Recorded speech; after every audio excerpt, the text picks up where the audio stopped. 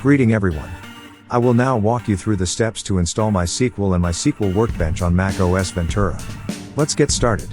The process I'm going to share uses Homebrew, a package installer for Mac OS.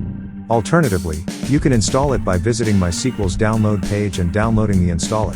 However, Homebrew is extremely useful for developers as a single command in the command line can be run to update all packages. This provides great convenience and time-saving benefits. To install Homebrew, follow the instructions on their site. It is really easy to install. Just copy the command by clicking the clipboard icon on their page, and then paste it into the terminal. Installing Homebrew was the first step, and now I'm going to use their website to search for the command for my SQL application.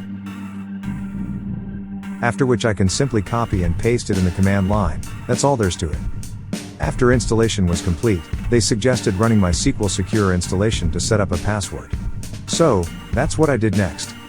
It asked for the root password, so I pressed the enter key.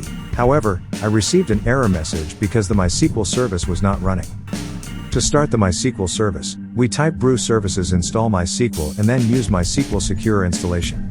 It will ask if you want to enable a component to ensure all passwords are secure. I answered yes. Then, you need to select a security level for your passwords. I want secure passwords that require uppercase, lowercase characters, numbers, and symbols, so I typed 2. I typed my password and then re-entered it. Please note that when you type a password in the command line, the characters are not visible. I said yes to continue with the entered password. It asked many questions to prevent remote access and remove databases and users, and I chose yes for all of them. I confirmed that Mysql was working by using the Mysql command to connect as the root user. I entered the password and then checked the list of databases. Additionally, I created a test database.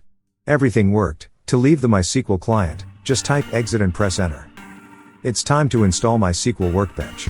I searched for it in the search form, then copied the command and pasted it in the terminal. I just waited for Homebrew to do its magic.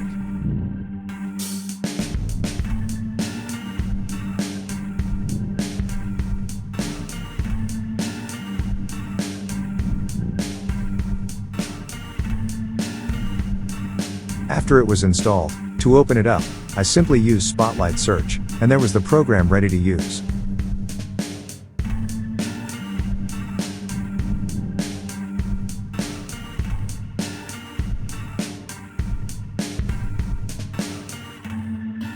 Appreciate you taking the time to watch my video.